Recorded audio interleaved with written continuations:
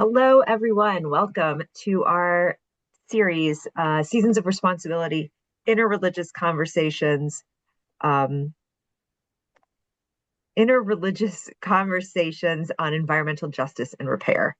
And it's a lot of words, but there's a lot going on here right now in the world in which we live. And then also from a temporal standpoint, in every year, there's all of this stuff around renewal and spring. And we're in a particularly interesting time of year when uh, there are a number of holidays. And we wanted to use this both to reflect on the holidays and to reflect on the larger global issues at play around environmental responsibility. And I've been delighted to work with my colleagues from the Milstein Center for Interreligious Dialogue, who helped us by connecting us with a number of wonderful partners who helped us brainstorm on what this series could be and how we could take on all sorts of different issues around environmental justice and climate justice, more less broadly, actually. So today is the Fast of Esther. It's also Wednesday is the holiday of Holi. Tonight we start Purim, and we're right in the middle of a bunch of holidays, some of which have some interesting connections, some don't. And I thought it would be a really interesting conversation to bring together Gopal Patel and Ben Kamine to talk about this timing in terms of the holiday. They came up with a construct which I find really fascinating, the idea of fasting and feasting. And as we're in a fast day, what could be better than thinking about why we fast? They posed a really interesting question when we were brainstorming around this, that what does it mean to act responsibly when there is no guarantee of results? Like, why not just buy all the plastics? What is a fast day really doing for us? And what are all of the other kind of small changes that we can do environmentally? How do we maintain or engage in those when we're not sure what the end results will be? So I'm excited to hear from them. My colleague Tani Schwartz-Herman is going to post the entire series information in our chat. And we're going to jump in a second. Before we do, I want to just thank our sponsors. Many of you have donated to contribute to this event. I also want to thank our friends at the Milstein Center for Interreligious Studies. If you'd like to make a donation, still possible. That link is also in the chat. There's sponsorship levels specifically, so you could decide, I'd like to sponsor a specific session, and we would welcome that. Thank you so much for all of you who've been part of this. I also want to tell you about one other new program that JTS is launching this summer. It's called Text in the City. Great name. This is a learning. I didn't come up with it, so I'm allowed to say it. We're offering a 4-day program with in-depth text study in the morning and the opportunity to explore New York in the afternoon. It's going to be guided by outstanding JTS scholars, including one of our speakers today, Ben Kamine. For those of you that have been learning with us online, this is an excellent opportunity to come in and have that kind of world of JTS resources at your fingertips and in person. So please join us. There's information in the chat. If you have questions, feel free to reach out to me or Tani on that. Today, our program is Between Feast or Fast, Hindu and Jewish Perspectives on Restraint and Responsibility. And we have two fabulous speakers with us. The first being Gopal Patel. He leads FutureFaith as co-founder and board president. He's mobilizing faith communities for environmental action through innovative multi-sectoral partnerships. He's advised multiple UN bodies and partnered with a range of organizations, including the Bloomberg Ocean Fund, the World Economic Forum, and the World Wildlife Fund International. And his outreach has touched over 1 billion people, which is a metric that I can't even comprehend. Ben Kamine holds a joint appointment as lecturer of rabbinic literatures at JTS, literatures and cultures at JTS, and is an assistant teaching faculty member at interreligious engagement at the Union Theological Seminary, right across the street from us. He also works as associate director of the Milstein Center for Interreligious Dialogue at JTS, and is a special advisor in the Office of the President at Columbia University. He's a PhD candidate in Midrash at JTS.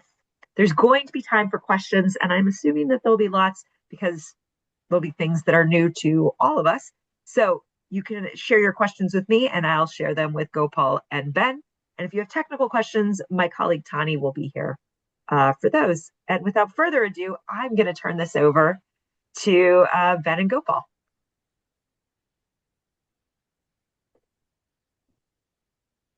Oh, wow. My face just got very big. My Great. spotlight was slow. And now mine has as well. So Excellent. We're yes. we're equal in size, equal in glory. So hello everyone.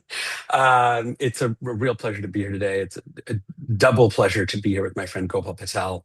And on behalf of the Milstein Center, again, really excited to be participating in this project. Thank you, Ellie, and thank you, Tani.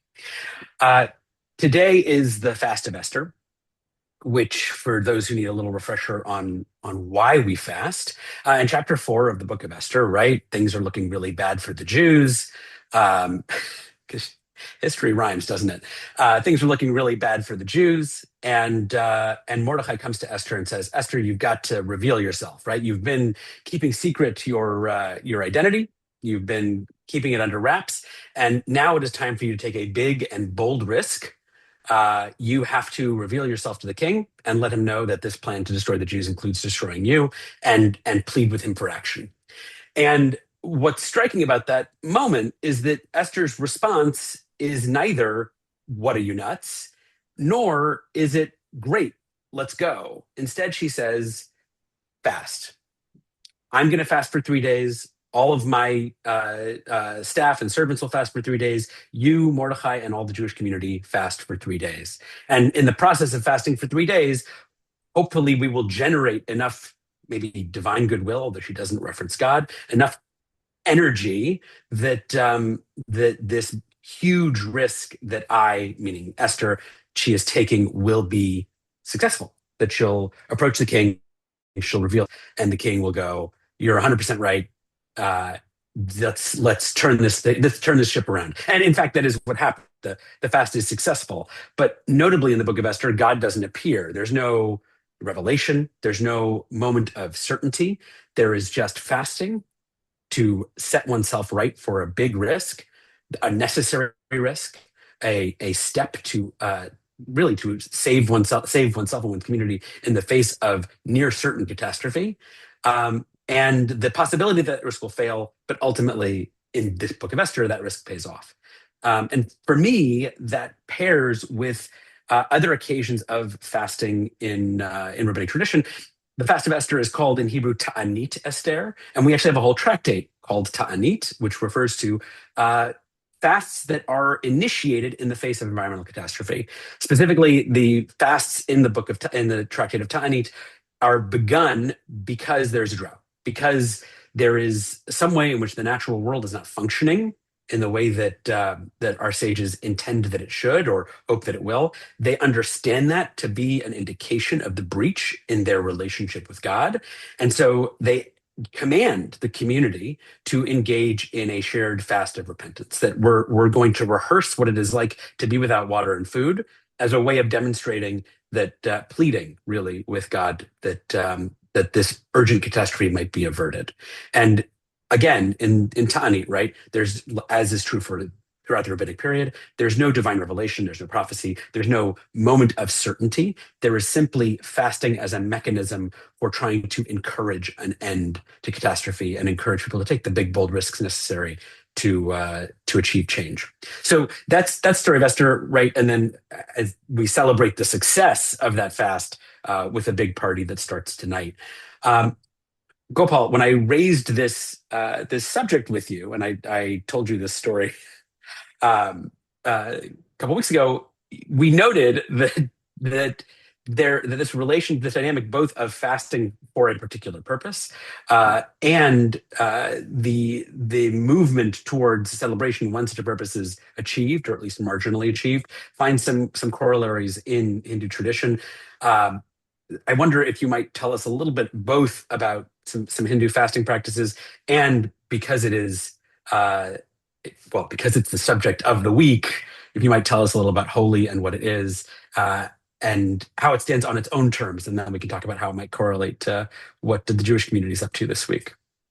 Yeah, sure. I'd be happy to, Ben. Great to be with you all. And This is not my home, the background. Not all English people live in stately homes. If you've seen Downton Abbey, that is not reality. So I'm currently at a conference at a stately home, but it's not my actual home. But it's great to be with you, Ben. Thank you, Ellie, and the team at JTS for having us.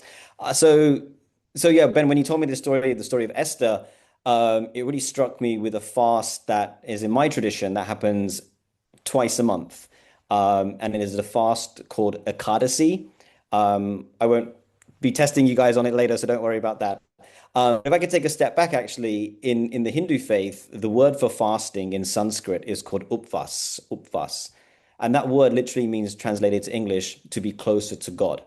So when a Hindu fasts, they're performing upvas, literally to be closer, to be more in alignment to the divine. But this particular fast, Ekadasi, I think it has parallels to the story you've just shared, Ben. The story goes, and I'll try to keep it short, is that in the Hindu worldview, Vishnu, who is the creator god, creates both light and dark. Everything we see in the world, good and bad, is all living within the body of God and is all manifested from the body of God. So Vishnu creates the world and he creates goodness and evil and darkness, both in equal. And one day he visits the dark parts of the world. And the dark parts of the world are where those who have caused sin are sent to suffer for their sin, the reactions of their sin, the karma of their sins. And when he's there, he sees these souls suffering in a great amount, screaming, really going through a lot of pain. And although he has created this environment for the souls to suffer, the story says he feels immense compassion for the suffering of souls in the world. And whilst he's feeling this compassion, a deity, a goddess emerges from his body, and this goddess is called Ekadasi. And she appears to give salvation and to give healing to the people who are suffering the reactions of their sin. And this goddess is supposed to be so powerful to absolve sin that sin personified gets scared of her. And sin personified says to Vishnu, no matter where I go, Ekadashi can beat me anywhere. So where can I go? And so Vishnu says, on Ekadasi's day, which is twice a month, I think on the lunar calendar, like twice a month, he says, on Ekadasi's day, you can live within grains. And so on the day of Ekadashi, Hindus will not eat grain, so they will not eat rice, they will not eat wheat, anything that has grains in it, because it's said that on that day, grains contain sin. So they'll eat fruits, they'll eat many other things, but grains are avoided. And I think that kind of connects to your story there a little bit, Ben, because there's an outlet for suffering, fasting as a way on Ekadashi twice a month to kind of absolve yourself from sin, but also to kind of like get closer to God in that upvas sense that I was just mentioning. So that's one fast that's very common in the Hindu world, but there are many other fasts as well. Many Hindus will fast on Monday for Shiva, or Saturday, I think, is the fasting day for Ganesh. And so there are many other fast days that go on throughout the year. But before I get to Holi, because I want to throw it back to you, Ben, I'll just share like one other way that fasting is understood in the Hindu context. It's also understood that there is fasting on different levels as well. So there's the fasting of the body, which is usually not eating. But there's also considered to be fasting of speech. So you're not supposed to speak lies. You're supposed to speak the truth, study scripture. And there's also fasting of the mind as well. And so the mind should be focused on God and divine things. So there's three kinds of fasting, like a bodily fast, a fast of the speech, and a fast of the mind as well. And so I think that's really interesting as well, that, because obviously sometimes we can't fast from food if we're sick, if we're elderly, but there's always one kind of fast we can do. Maybe it's our speech or our mind as well. So Hinduism kind of gives this gradations of different kinds of fast based on your ability as well. So I'll pause it there because Ben, I saw you kind of laughing. So I think maybe I said some things that sparked something on your side. So I'll throw it back to you. Well, I'm sure that with our audience, this is largely true, that we can't talk about abstaining from grain at this time of year Okay. without Passover coming to mind. That was my smile, and it's interesting because I think that there's also a fast that leads into Passover, which is the fast of the firstborn, which is a different kind of fast. It's a fast of mourning. It or maybe a fast of miracle. It commemorates a moment where a large group of people were killed, which is in contrast maybe to the Purim fast, which is actually a fast designed to avert catastrophe, whereas the Passover story occurs after catastrophe has already been ongoing for a long period of time, and it's about how do we emerge from catastrophe towards liberation. But I guess that I was just struck by the notion that there's an abstention from grain as a way of recognizing the divine relationship. That's a parallel that I actually had not did not know we had, and I'm delighted to learn right here on this call in front of all these folks. But let me pass it back to you, because I do think folks are going to be curious about Holy, and they're going to wonder why people are throwing colored powders at each other. So if they walk by Columbia's campus, Columbia famously has a really lovely Holy celebration. So please. Yeah, so Holi is coming up. It depends which part of the world. Some people are starting celebrating today, tomorrow, or Wednesday. So sometime over the next 3 days in different parts of the world, people will be celebrating it. And you're right. I think now it is popularized in the US and many other parts of the world. It's been secularized. It's called the color run in some places, which is, that's for another conversation. But it's generally this celebration where people come out and throw colored powder, colored dye on each other. It's usually powder or like water as well that's dyed different colors. There are a few stories around it. The one that resonates with me that comes from my tradition starts from a story in the Braj region, Vrindavan region of India, which is about 3 hours south of New Delhi. And it's a story that involves Krishna, who we would consider like the masculine form of God, and his feminine consort Radha. So Krishna and Radha, those personalities may be familiar to some of the folks here. And essentially, what the story goes that they are friends, they are lovers, and they oftentimes get into like these little like quarrels or like play fights, teasing each other. And so one day, Krishna, just feeling a bit sad, he goes up to Radha and puts this colored powder on her face just to kind of like play around with her a little bit. And then seeing this, her girlfriends are like, "Oh my God, what is he doing?" So then they get some colored powder and throw it back at him. And then his friends get involved. And it basically becomes this big kind of like colored fight between, all of Krishna's male friends and Radha's female friends.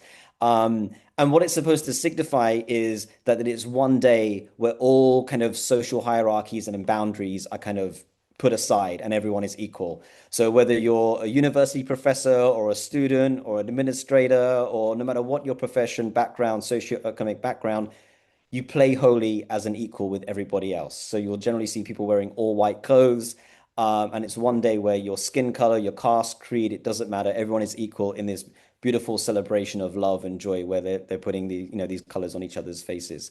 And so that's where it comes from, this really wonderful celebration of equality and joy, and really just putting aside all social norms and being like, okay, we're just going to go to town. And when you go to India, I mean, I'm sure the Columbia campus gets pretty rowdy that day, but when you go to India, certain towns, you don't want to go outside unless you're ready for it, because it is like everyone's out on the street having a really great time.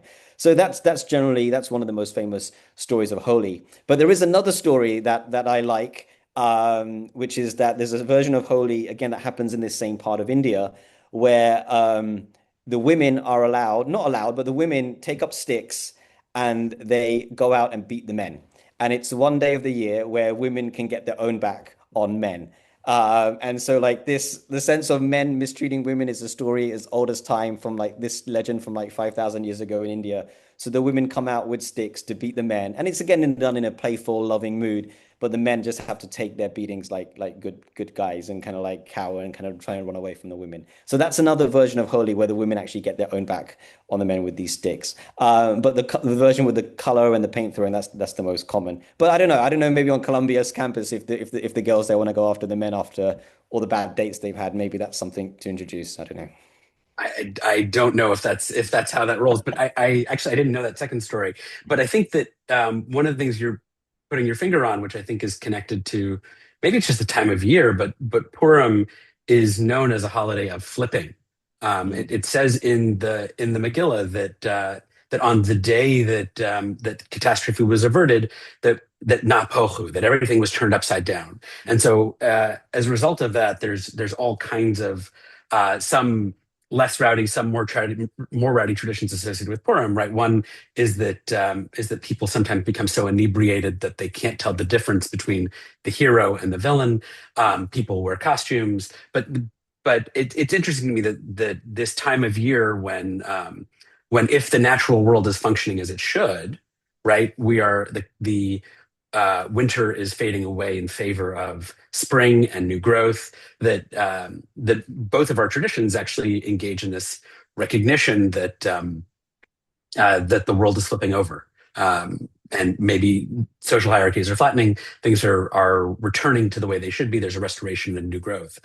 I think that that this actually, in some ways, brings us back to our initial topic, which is what we do when the natural world isn't functioning the way that it has historically, and the way that we would like it to, I presume, and doing so as a result of our actions and our behaviors, and more to the point, the actions and behaviors on a global scale, not just as individuals. And so I think the question that I keep coming back to, right, is that in Mishnah Ta'ani, when we talk about these fasts, these self-afflictions in the face of drought, they're individual afflictions, right? I mean, societies can fast, but even if a society fasts, it's still a fast of individuals. Mm-hmm. And I'm really struck as I encounter these narratives of fasting and the homilies of fasting in Ta'anit as it's explicated in the two Talmuds, that there is this issue around motivating societies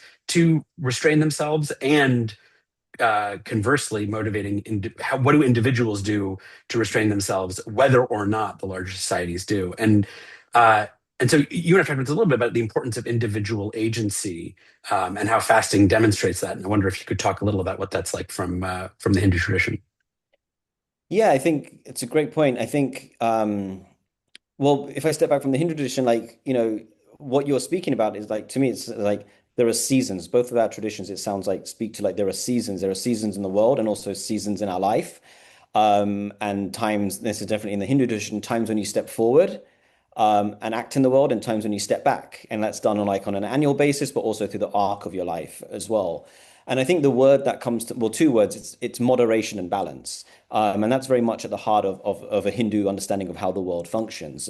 Actually, in the Rig Veda, the oldest Hindu text, the first teaching in the Rig Veda is this concept of Rita, it's spelled RTA, which kind of says that there's a universal balance or order to the world. And that order and that balance is maintained when individuals live a life of moderation. When life individually and collectively moves to excess, then balance and moderation goes out of the window, and then we see the ecological crisis that we're seeing now. So Hinduism definitely says, like, at a meta level, over the span of your life, have periods of life where you go out into the world, make money, have a family, make your mark, but also step back in the world, renounce, live in the forest, or maybe move to Central Park or something. I don't know, but like step in and step out of the world. So that's at the level of your life, but also then at the individual level, like on a daily basis, live a life of moderation, live a life of balance. There's a regular story is told, like if there's a bag of rice, the scorpions or the little insects will come and they'll take like enough grains that they need for themselves, but the human will come and so will take the whole bag, even if they don't need the whole bag, right? And so, like, how do we implement a sense of balance and moderation in our day-to-day life when we live in a society and a culture which actually doesn't encourage moderation or balance? It encourages take as much as you want, for as long as you want. And that's how our current kind of capitalist economic systems function. And so I think that's a really interesting way to look at it, that the way the Hindu world kind of like frames this idea of kind of restraint on a daily basis, and also through your life as well. Do you have conceptions of too much restraint, or is there only too much consumption? Yeah, there's also too much restraint as well. Like if your restraint leads you to like being sick or to dying, that is obviously unhealthy, right? So it's like maintain health, don't restrain too much. But then at the same time, you'll go to India, you'll meet yogis living in the Himalayas who've taken vows of never eating, or like you'll meet a yogi where it's like he's kept his hand in the air for like 50 years, or never cut his fingernails, or never cut his hair. So like there'll be people, but that's more of a what's called in Sanskrit a vrat, or a vow. So that's less about like restraint. That's more about I'm going to take a vow to show my devotion to God, and that's a different thing to actually like living a life of balance and moderation. Right, that's not a societal thing. That's an individual Right. choice. Yeah. Yeah. You know, Yeah. It's interesting because one of the things you're reminding me of is that there's a concept. It appears in many places in rabbinic literature, but specifically, I'm thinking of its appearance in Tosefta Sota, where after the temple is destroyed, there are factions within the Jewish world that want to say, "Well, that's it. We're not going to reproduce. We're not going to get married. We're not going to eat. It's over. We're done." In the face of this catastrophe, and the response of the sages is, well, hold on. We mourn catastrophe. We deal with catastrophe, but there is such a thing as excessive mourning. There is such a thing as excessive retreat, and that actually part of the obligation is to pivot, to respond, to keep going in the face of these obligations, and to say that we're going to leave a part of a building unfinished, or we're going to break a glass at a wedding. We're going to do things to acknowledge the catastrophe, and at the same time, we're going to continue to live human lives, and we're going to continue to eat food and to build families and to participate in the world. And I think that that's the flip side of all of this, right? We have some people societally who don't take climate change seriously at all, and then the flip side of that is, of course, there are folks who are very deep in what we might call climate despair, that overwhelmed by just the scope of the catastrophe we're all facing, and seeking to retreat entirely. And it seems like to me, not to overstate the parallels, but both of our traditions speak to the obligation of restraint and the obligation to keep going in the face of challenges. Right, and the obligation to celebrate and to have fun as well, right? I mean, because Indeed, to flip the script occasionally. right, right, because what is life without love and joy and celebration, right? And so I think that's also a key part of like the Hindu worldview, and I would assume the Jewish world as well, which is like, there's suffering, there's horrible things going on, but still you have to celebrate and be thankful for the things that we have in our life, and that allows us to keep going. And I think that's really important. And I think it's interesting for those, like you said, working in climate change. Oftentimes it does revert to like a doom and gloom, kind of like we're in a really bad spot. What can we do? But actually, I attend a lot of environmental conferences, and the ones that I've enjoyed the most are when it's been uplifting and positive, and people are celebrating the wins, rather than we have 10 years to save the planet, otherwise we're all doomed. Like that kind of narrative doesn't mobilize anyone. So I think, how part of my work, and I'd be curious to see how you think about this, Ben, is like, how do we bring like our faith kind of not just the practices, but the way we understand the world into our environmental work, right? So here we're talking about like restraint, but also celebration. I think that's a really key part that like I think a lot of people concerned about the environment are looking for is how do I celebrate? How do I stay positive in the face of, policies or governments or businesses really going in the other direction? Well, I think that in part that's the function of things like fasting, right? Is Right.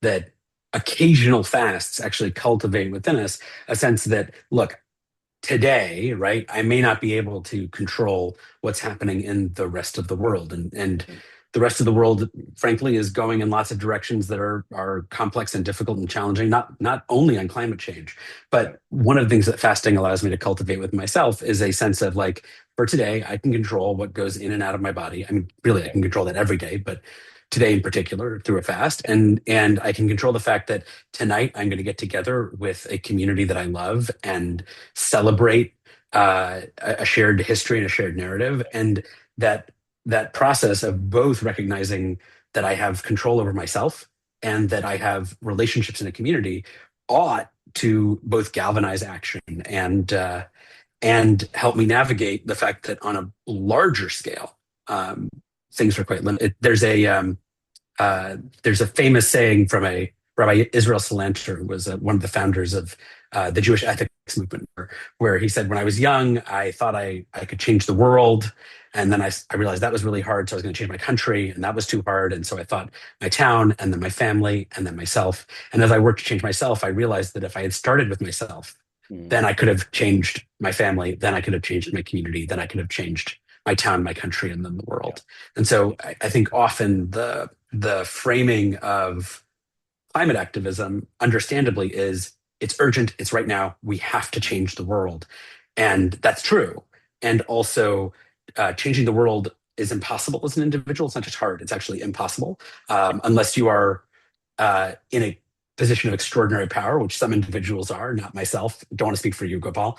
Um, and so in that context, I gotta engage with things I can, which are first and foremost myself, Right. and then maybe my community if I'm lucky. Yeah. Yeah, that's so important.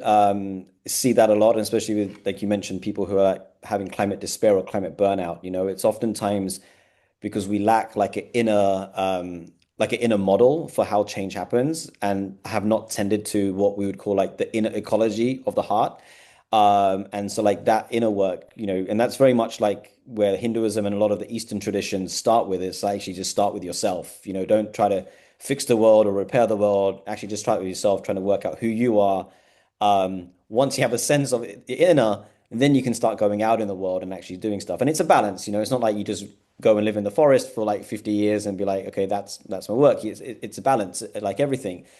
But I think that is needed. Like, we speak so much about like shifting policy and like electing the right people, and like, making sure we're working with the right kind of companies and so on. That's all important.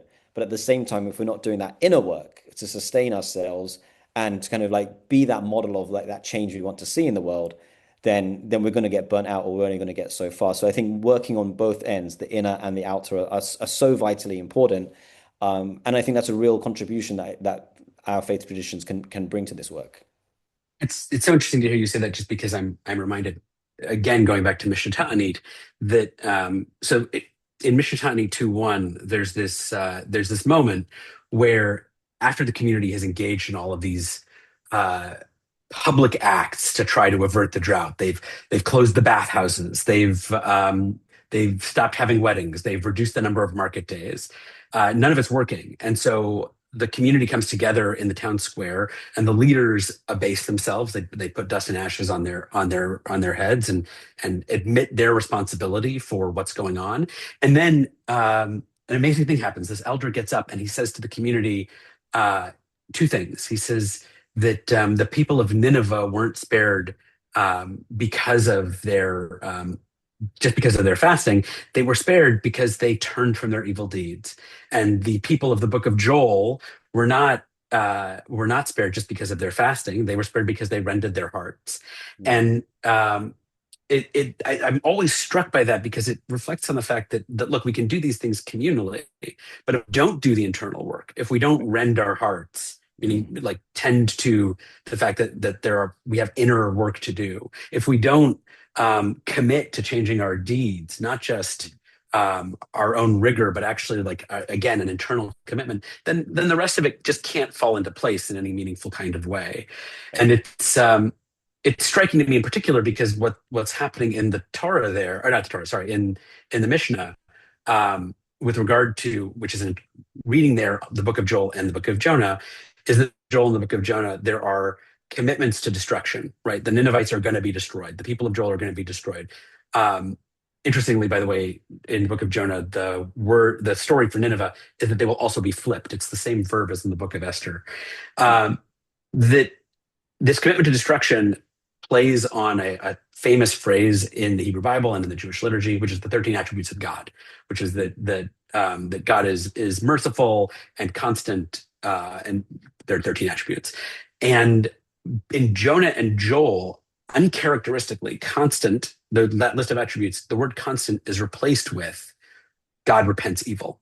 God will alter from an evil path. And those are the only places in the Bible where that happens. And so the Mishnah is picking up on that, I think, to say, like, you want the secret sauce? You want to know how to avert catastrophe? There are two places in the Bible where it happens. The places where catastrophe are averted, they are averted because we commit to changing our deeds and we rend our hearts. And so there's no averting of global catastrophe without cultivating an inner ecology, as you articulated. I'm getting the sign from Ellie that we're supposed to make space for questions now. So please, Yes. Ellie. My sign was very subtle. Could you tell? So subtle. You joined our panel. It was great. I did. Nice. I'm known for subtlety. So actually, this was such a good. The direction got into such a good space for the question that I was like, well, this is when I'm going to interrupt. The question was, and I think when we talk about God, we talk about God being multifaceted. And in Hinduism, there are more gods. So the question is, are these fasts? Yeah, I mean that was obvious, and I told you English is a problem today. So the question is, in the Hindu religion, if fasting is about being closer to the divine, how does the divine? How is it that you're? And you said, there's specific days that people will fast, or on Monday for this god, or is it that you're fasting towards a specific deity and their kind of specific characteristic in that way that we are trying to get God to see that we want God to repent our sins, or we're appealing to God's sense of justice, or is it just kind of a general like SOS call? How does it?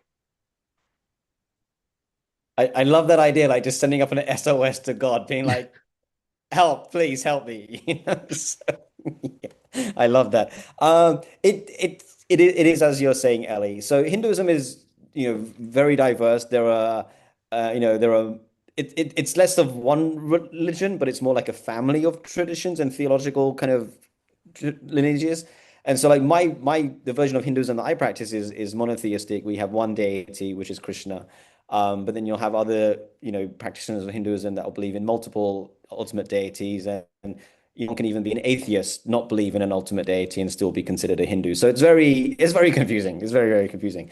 But That in yeah, common generally, too, by the way. oh, The okay. you can be an atheist and still be Jewish. So Yes, that yeah, that's true. That's true. I've met many, yes. So yeah, so as you were saying, so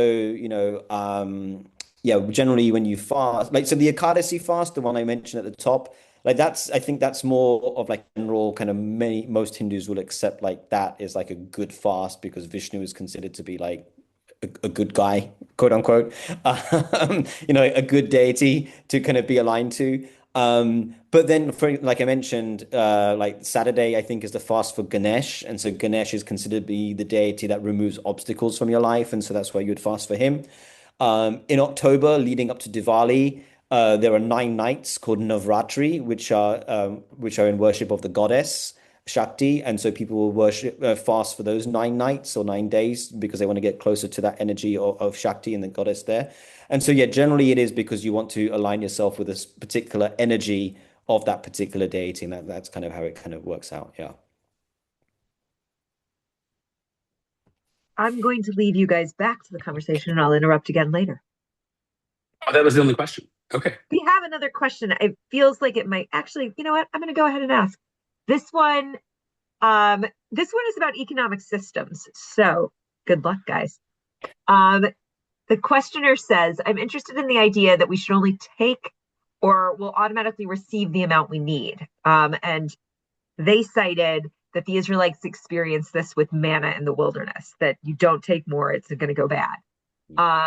Is there a natural tension between capitalism or capitalist greed and Hindu and Jewish religious values? How and where have we successfully balanced these competing beliefs and values? And do we need to rethink our economic standard? We'll save the rethinking one for later, but let's stick with those two questions. Good. Capitalism. Gopal.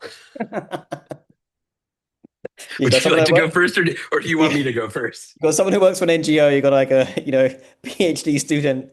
Economics is like our thing. Yes, Yeah, yeah, very we're like clearly. we're like embedded in the capitalist system for sure. Yeah, I mean, if I understand the question, I mean there is a tension. I mean, Hinduism doesn't necessarily have like an economic system per se that says like this is the way to do economics.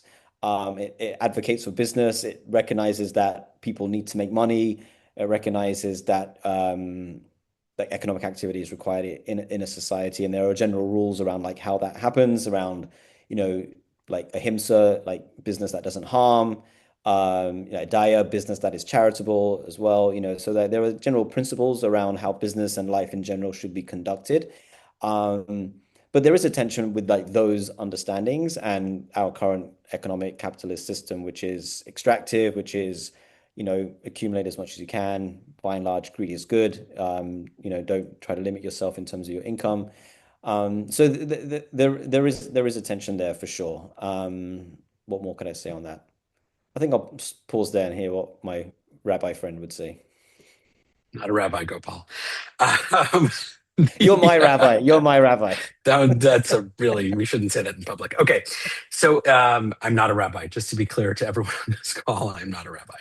Um, the I, I would say that there are a couple of things that are helpful to note on this. And I'll just start by actually recognizing that anytime we're talking about contemporary issues, be they economic or industrial, we have to recognize that the foundations of this is certainly true for Judaism. I would imagine it's also true for Hinduism, that the foundational materials of our cultures and religions uh, long predate these ideas and structures. So if you're going to ask me what do the rabbis of the Babylonian Talmud have to say about capitalism, the answer is nothing, right? Like there's not a they're not they're not actually responding to a thing that doesn't exist yet. And further to that point, industrialization is a particular challenge in that regard. As David Kramer has said, actually on I think a JTS panel that I moderated last year on Zoom,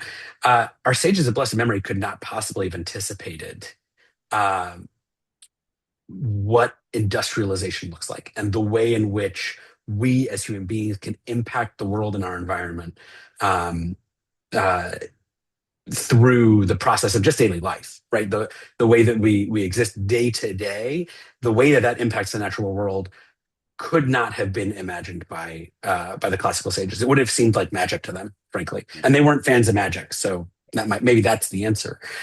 But I do think that there is a model for thinking through some of these things in the way that classical rabbinic sources think about two related challenges. The first is expenditure and commerce, and the idea that you can't engage in commerce that furthers idolatry, right?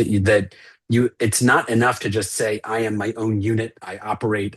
Once the money leaves my wallet, it's not mine anymore and I don't have to worry about it. And once the good leaves my workshop and I've received payment, it's not mine and I don't have to worry anymore. That actually you have to be concerned with the way in which the commerce you engage in impacts the systems that surround you. And so the sages have a series of rules around you know, if a idolatrous festival is coming up, you have to be more careful about the way that you spend money because you might be worried that your money is going to be spent in support of an idolatrous festival. And similarly, after, if you be careful about commerce you receive, goods you receive, because they may have been used in the process of idolatry. And so, even though that's not technically supply chain thinking, I think that it's analogical to supply chain thinking in terms of being conscientious about the way that the goods we produce are used after after they leave our hands, and for those of us that still produce goods. I just produce books uh, and or articles, and the way that the goods that we receive were produced. And I think that we have to be conscious of those things.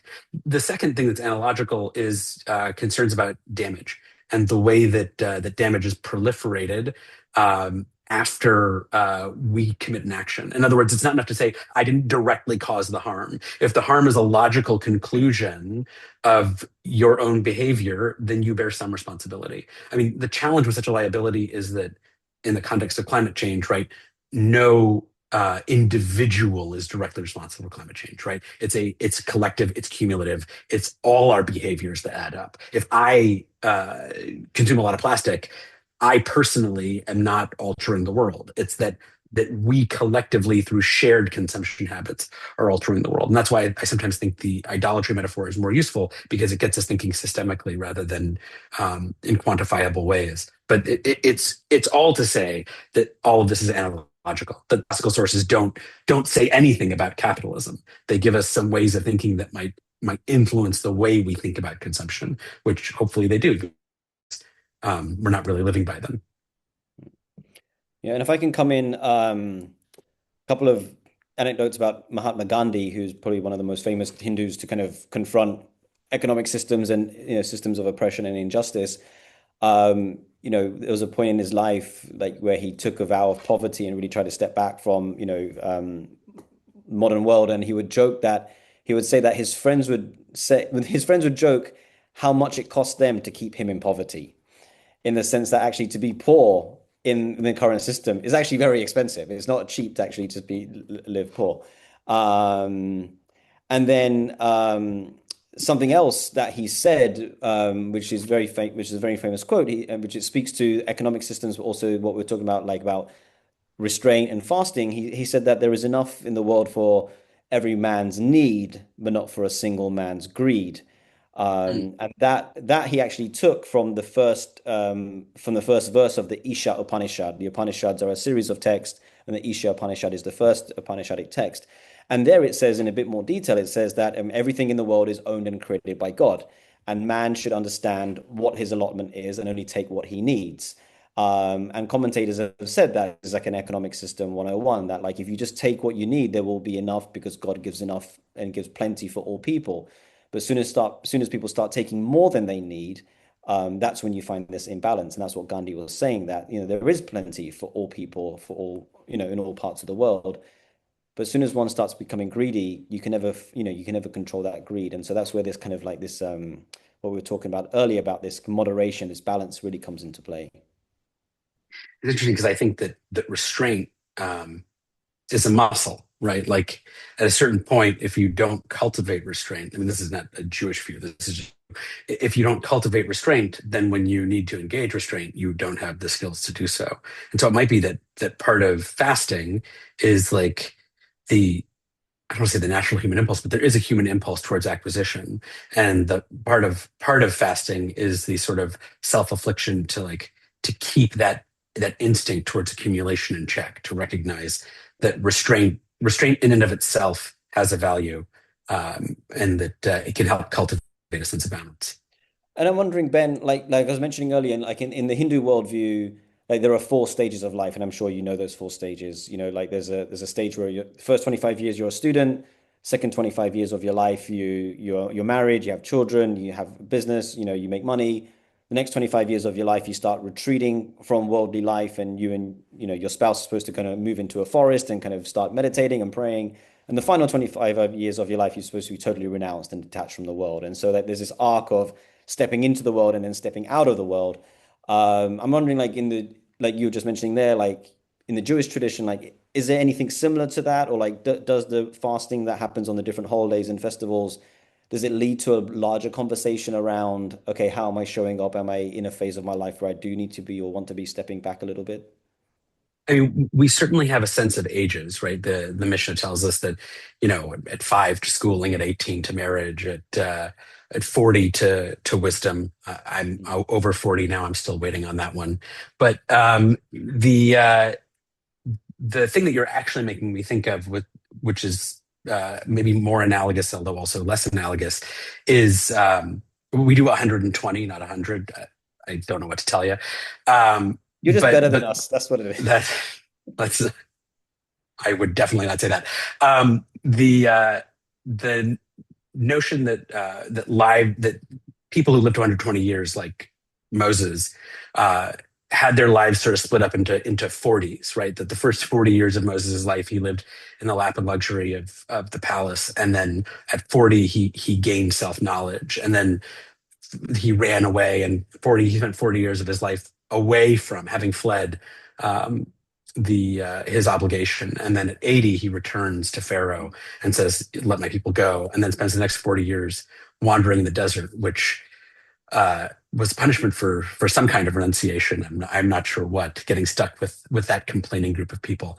But that's what he says. "I can't bear you anymore." That's literally what he says at one point. But I think that Solomon also gets a similar division of 40, 40, and 40. And I think that also a parallel idea that when Solomon is young, he writes Song of Songs, and he's full of this this sense of that the world is his, right? Similar to perhaps Moses living in the palace, and that in the middle 40 years of Solomon's life, he's lost. He gets kicked from his throne by the king of the demons, and he wanders as Ecclesiastes, telling people that he used to be something. And then in the final 40 years of his life, restored to his throne, he writes Proverbs in a sort of sense of reflective wisdom. And so I think, again, there's certainly a notion that within those stories and within the ages articulated in the Mishnah, that times of life come with appropriate milestones.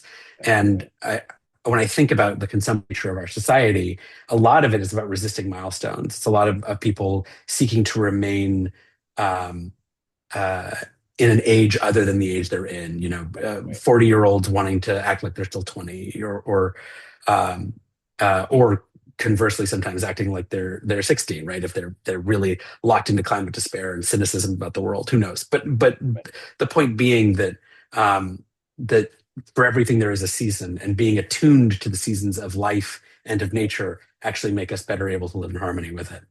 Yeah, and I think that's so important. It's fascinating because I didn't know about the Jewish tradition, and it really speaks to me because I think a lot of people who are like concerned about climate change and the environmental crisis, you know, struggle to know what to do. And we were talking about like taking personal agency of like fasting and restraint and so on, but also recognizing that what is appropriate for someone in their 20s is going to be something very different for someone in their 60s or their 70s, and like recognizing where we are in our life and our contribution to the environmental crisis should look different at different periods in our life. We can't expect 20-year-olds to be doing the same thing as their grandparents are doing, and vice versa. And I think that's a really important insight because you're right. I think we live in a society where youth is, worshipped, and and like you travel around the world, especially in the global South, you see that there's a respect, there's a veneration of the elder in the community, and in Western society, like oftentimes we don't have that anymore. And so trying to discern like what is our contribution given our place in life, given our skills and our attributes, I think that's a really important part of the climate conversation. It's not like everyone should be doing everything all at the same time. It's like really like one and the same. We have to be doing something, but that should be very different according to like what your capacity and time of life is as well. So I really appreciate you sharing that because I wasn't aware of that tradition. Yeah. I mean, Gopal, speaking to what is appropriate based on time of life, do you think there's also perhaps uh, differing appropriate actions depending on geography? I mean, For sure. Yeah. in the U.S., we're in a very different, let's say, Mhm. place relative to consumption and Right. production than certain European countries, certainly than the global South in many capacities. I wonder if you could talk a little about varying obligations and also, to be clear, right, varying impacts of climate change Right. depending on where you are in the world. Yeah. So full disclosure, I live in America right now, although I'm British by birth. And they say, and so I include myself in this, like if everyone in the world lived like the average American citizen, we would need 3 planets to sustain ourselves. And so that means the average American overshoots significantly when it comes to their consumption of natural resources and the environment. And so I think that first is just the education of that recognizing that if we're living in North America, the United States, we are living unsustainably, and we're actually taking away resources from other people in other parts of the world as well. So I think that education is really important. But that shouldn't come with guilt or shame because that is not helpful. Sometimes it is, but mostly it isn't. So it's like, okay, so what can we do with that? Do we, and these aren't faith-based things. These are things that people all, wouldn't know, like reduce flying, reduce like the amount of meat they're consuming, switch to a plant-based diet, recycling, public transportation. It's all the things that we know and have been told for 30, 40 years. Um, but I think the fundamental piece is like recognizing, starting with that baseline of educating ourselves, like what is our environmental impact? I was told once, and you'll have to fact check me on this because I'm not sure if it's still 100% true, but like I was told that, if someone takes a flight from New York to LA return, and I know Ben, you take that flight often, but if you take that return flight, the amount of carbon that is emitted would be enough to like kill someone in the global South in the future. Because like that's the amount of carbon that's going to be emitted, right? And so when you start thinking of it like that, then it becomes very real. And do we need to take that flight? I know you got an LA career as well, Ben, so I know you have to get out there regularly. So like thinking those things through are really important. And again, that's not rooted in any kind of faith. That's just rooted in science and good thinking and trying to be a good citizen.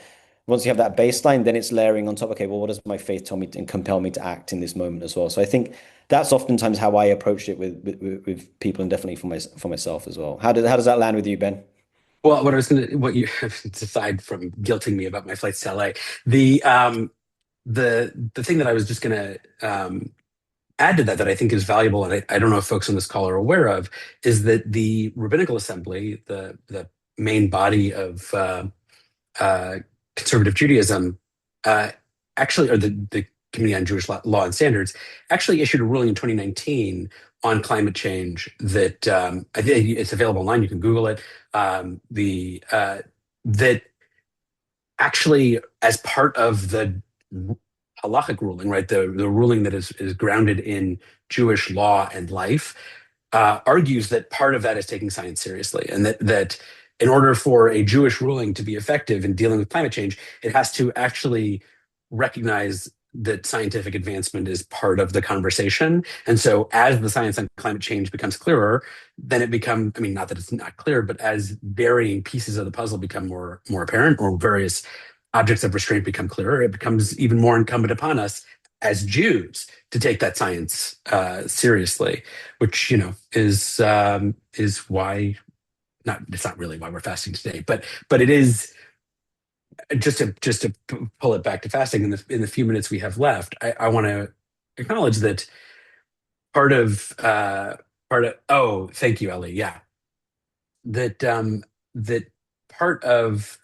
uh, part of navigating all of these things is recognizing that we've got to merge the sense of the big idea with local behavior, right? That we have to recognize that that there are big issues, and if we focus exclusively on the big issues, it's very easy for us to get lost in the hole, right? That if we're entirely focused on, if I don't solve all of these things tomorrow by myself, I mean, you can't do it. And you're actually, in a certain sense, I would say that's also idolatrous. It overvalues the ability of an individual human to alter things. And then we have to zero in on how personal behavior can help us cultivate our own way of moving through the world. That fasting to avert catastrophe is valuable, actually, ultimately, whether or not the catastrophe is averted, because through that process of self-control and self-restraint, we've lived our values. We've actually achieved something that's valuable on its own terms, regardless of its broader impact, because we've created an alignment between what we know and how we act. And that to me seems particularly relevant, especially in this day and age when many of us can feel powerless of what's happening globally. I've been so inspired by this sense of, because I think there's so many ways in which you can think about small things that you can do, and do they really move? And it's even just that positioning in that way, that a fast, you're not, this is a personal recentering of an intention that then gets you to a place where you can then think about the other things. Like I love that as a framing for, yeah, so this is what restraining this one area of your life. And I actually, in Judaism, I think we don't talk about fasts of mind and fasts of speech in the same way, but this idea that, you can take on some part of your life and recenter it in an approach, I think is a really, really interesting way of constructing this particular religious practice. I have a few questions from our audience, and one of them is kind of in this realm that, as Gopal, you've been referring to text, and there's a question about, is there a central corpus of Hindu text? I know it's a very diverse religion with a lot of different practices, but in the way that we can, when Ben is talking about this is in the Torah, this is in the Mishnah, that there's kind of a sense of, this is the body of literature. That is there a central text body that you would refer to? Yeah, I think for someone who's maybe like wanting to dip their toes into Hindu literature, I think the go-to is the Bhagavad Gita. It's 700 verses. It's one of the most concise. It's part of a much, much, much larger body of work called the Mahabharata. Mahabharata is 100,000 verses. The Bhagavad Gita is 700 verses, and it's kind of like the critical kind of point of that. So I think that's the one that most people would be familiar with, from popular culture. So I would start with and then after that, see where the spirit takes them. I'm happy to be in touch with anyone, because there are many different routes one can take after reading that. But that's definitely a good starting point. And I guess the kind of big question that keeps coming up in these is the thing that both of you have said, that there's this sense of what's the positive energy, and that's the stuff that's more motivating than this kind of doom and gloom, this sense of despair that also can come out of these conversations. So what are the things that are sustaining you, that are pushing you towards a sense of purpose in this moment in which it is really easy to be negative? I can go first. So I'm at a conference right now. The conference is for religious leaders working on climate change. There are 40 of them here at this conference in England. I'm here with three other men as male allies, quote unquote. That is the title they have given us. But what you're seeing around the world is, although at the international governmental level, like climate negotiations are backsliding or breaking down totally, or countries are withdrawing from international treaties, what you're seeing is very much at the local level. You're seeing a lot of positive work and impact happening. And even in the business community, like they know this is the future. Although in the global north, in North America, we may feel like we're in a difficult place. You go to Africa, you go to Asia, you go to China. The governments there, the businesses there know that, renewable energy, climate smart agriculture, everything is the future. And that's what gives me hope, is actually not listening to the big talking heads, but actually listening to the people doing the work on the ground. Because what's the phrase? The horse is out of the stable, or the cart, whatever, like it's moving, and it's just a case of like, can we catch up with that and can we get on board with that train as well? So that's what gives me hope, definitely. And I would say there are two things that really give me hope. The first is similarly to Gopal. Next week, I'll be at an ecological crisis conference. I'm actually in Chicago. We have a conference at Catholic Theological Union on, I wanted to get the title right, so I just pulled it up, Christian and Jewish Approaches to the Ecological Crisis, which is the Pearl Meter Conference, annual conference at CTU. And I'll be presenting there a little bit more about Nineveh and climate repentance. But I think that, so on the one hand, I think that there's actually more than ever that I can recall. There's a lot of really solid and interesting text-based interreligious work.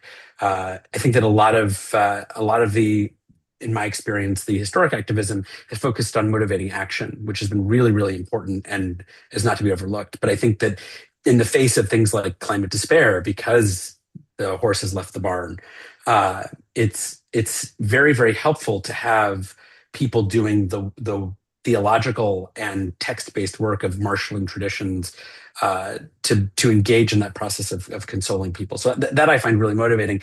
And the second order thing that I just find really motivating is and always will be relationship. I'm really privileged that I'm doing this call from inside JTS, right? Like the fact that we live in communities that are islands of support for this work, even as the broader world may be backsliding, ought to be motivating because it's relational. And however we're going to get through this moment, we're not going to get through it as individuals. We're only going to get through it as people in relationship, in communities, participating and supporting one another. So retreat towards the individual, I think, unless it's a sense of real restraint, which is a different conversation entirely, or the result of a vow. I think that being in relationship and being in community not means that we have the resilience to navigate what's coming. And I think also it gives us the opportunity to change hearts and minds, because people do not change, in my experience, because of a well-intentioned article. They change because someone their trust has articulated something to them. And so in my experience, being in community is just the way through in every sense of the word. So while you can fast to kind of strengthen your sense of purpose, it's about getting there after the fast and being but actually maybe the fast in community is another way of committing together. Yeah. I'm not the only person in this building engaged in this fast right now. No, it's nice. Ezra, I just want to thank you both so much for your time and your energy and your thoughts. This has been fascinating. And I've gotten so many comments there. This is so interesting. I think that there are a lot of things we don't know, and it's nice to have a forum to just hear about them. So thank you, Gopal, for making yourself accessible in this way and taking questions that were like, hey, what's our Hinduism 101 question? We needed that space as well. And thank you both for articulating so beautifully this sense of both shared purpose and individual focus. And I hope that, we can take this and continue and push, especially as we're in our upcoming collective bread fast, which I had never thought about as a bread fast until today. So thanks for that. But it's coming. It's a month away, guys. It's a month away. There are all sorts of people on that going, you know, there's a real fear of this in the Jewish community. We're excited about it and we're scared of it at the same time. Is that when you eat matzah? Is that when it is? Yeah. That's. But then it's like it takes on a whole it becomes a vacuum of things that you have to get done in advance of it. Next week in our session, we're going to be hearing from Karenna Gore and Bert Visotsky, and we'll continue the conversation around, the season. And then the week after that, we're kind of gearing up for the end here as we are then moving into conversations that are leading us into Passover itself. So thank you guys for being so helpful in kind of framing both the Fast of Esther on the Fast of Esther and thinking through Purim and Holy and celebrations and feasts. And I hope everyone has, if you're celebrating Purim, you have a lovely Purim today. And thanks so much to everyone for joining us. And if you're celebrating Holy, a lovely Holy later this week. Thank you for that.